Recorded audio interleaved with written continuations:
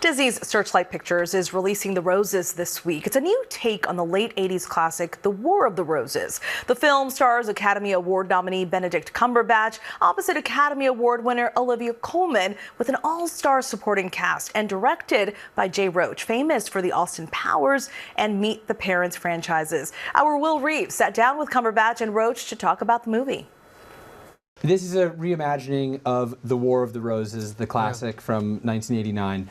Why did you both want to take another crack at this in a slightly different way? It's a good question. I was a little hesitant at first just because I liked the original film so much. I'm such a Danny DeVito fan, but it just goes to a different connection to the characters and their connection to each other. And it's almost like a remarriage comedy for a lot of it. You keep thinking, oh, they're gonna get it back together, and they're trying really hard, and they care about each other, and so that it becomes more of a cautionary tale than I think the original. When you think of how love and marriage and gender roles were considered in 1989 when The War of the Roses came out, and lots changed in the ensuing decades to today, what holds true as far as the film is concerned, the ground that it covers, and what is new and updated?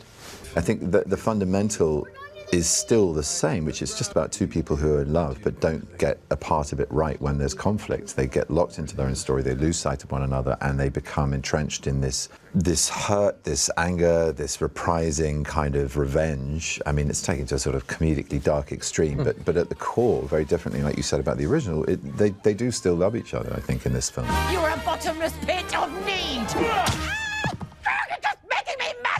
I remember Benedict said to me early on, I said, I think after people watch this, they're going to turn to each other and say, wow, we should talk a lot more and try to always figure out how to work around our most selfish tendencies. How would you describe your character, Theo? I'm going to leave some long pauses in the conversation for you to insert an apology. He is impulsive.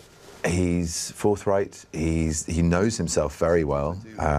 He's very sort of emotionally intuitive, and he goes with his feelings. He's slightly obsessive. I would say vain towards narcissistic at times, and yet capable of incredible love. He's a caring partner and a caring parent. Oh God, it's like a plague. Can you show me when you find some? How did they die? Well, the conditioner stuns them, and then I take them off the comb and I break their backs. Jay, you have just an amazing cast to work with. Yeah. Olivia, Benedict, Kate McKinnon, Andy Samberg, Allison Janney, and more. What does that feel like to have so many sharp tools to craft this thing? I mean, it's everything to me. I love casting movies, and I love to surround my favorite actors with other of my favorite actors, because then I know when they start sparking, stuff's just going to happen. And you throw, Benedict and Olivia into the situation. I was dying to work with them, and they hadn't worked together before, I don't think. No. And then to pull Kate McKinnon in, who's such a wild card and just changes the sort of atmosphere, everything she's involved in. And that was Andy, a real coup. But both her and Andy, that was and they're so different how they come at comedy.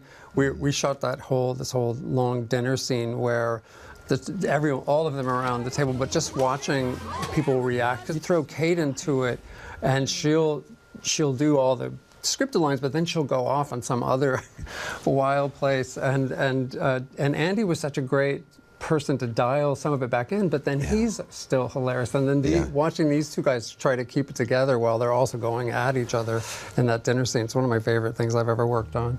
It's infused with tarragon, it adds a bit of bitterness. Ivy likes to leave a little bit of herself in everything she does. This film is both funny and dark and dramatic, so how did you as a director and then you as an actor figure out the balance so that you're not going too far off in one direction so that the other feels dissonant? That's a good question. And again, we started with a script that just got that tone. Tony's work and other things that people may know, The Great, Poor Things, and The Favorite, he's just a master of stretching tone beyond where you might be able to. It can be very comedy driven, but it's always grounded in a character design that makes everything that happened inevitable. So it's well well set up, but then it's so much better than you expect. The dinner party scene is one of them. You know, in amongst all of that, there's this warring couple, and it's pretty awful what they're saying to each other, what they're doing to each other publicly, but it's misinterpreted culturally as a witty, barbed sort of lobbing of funnies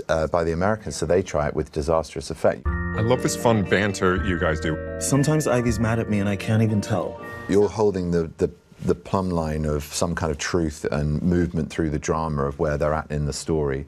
But at the same time, as an audience, you're reveling in the comedy of it. What sort of reaction do you think people who go see the film will have upon reflecting on how the story applies or doesn't apply to their own life and relationship? It's a really good question. I mean, I really hope this is a kind of date night film where people go there, but for the grace of God, go on. We may have our moments, but thank God we're not there. But also, I think there's a huge amount of positives to take away, which is that you just don't lose sight of each other. Keep each other in mind. Don't get lost in your own story. Don't let the ego take over. Let there be a conversation. Keep that thing between you alive, that third thing, which is the relationship. There's you and there's her, or there's you and them, or he and she, whatever the dynamic is. But there's this thing between you. There's a third part of that. And that is separate to either of you, but utterly involving and entwined with both of you. So keep that thing alive. Our thanks to Will Reeve for that lovely conversation. The Roses, produced by Disney's Searchlight Pictures, will be in theaters starting this Friday, August 29th. ABC News, by the way, is also owned by Disney.